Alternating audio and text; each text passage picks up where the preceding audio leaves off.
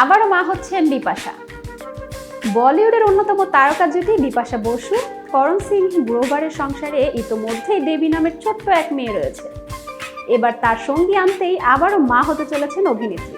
গণমাধ্যমের এক প্রতিবেদন অনুযায়ী 2 বছরের মধ্যেই কি আবারও মা হতে চলেছেন বিপাশা বসু। সম্প্রতি বেবি বাম্পের ছবি পোস্ট করতেই জল্পনা শুরু হয়েছে। কখনো একাকিত্ব অনুভব করতে না দেয়ায় তোমাকে ধন্যবাদ। প্রতিদিন খেয়াল রাখার জন্য ধন্যবাদ। দেবীর জন্মের পরও আমি তোমার প্রথম প্রায়োরিটি, সেটার জন্য ধন্যবাদ। আমাকে বোঝার জন্য ধন্যবাদ। তোমাকে ধন্যবাদ জানানোর তালিকার শেষ নেই। তোমাকে পেয়ে ধন্য। তোমার মতো স্বামী পাওয়ার জন্য ভগবানের কাছে কৃতজ্ঞ।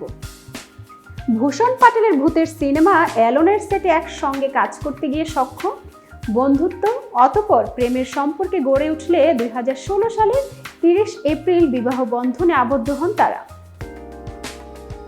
এতক্ষণ বার্তা বৈঠকের সাথে থাকার জন্য ধন্যবাদ। নতুন নতুন তথ্য পেতে বার্তা বৈঠকের ইউটিউব চ্যানেল ও ফেসবুক পেজের সাথেই থাকুন।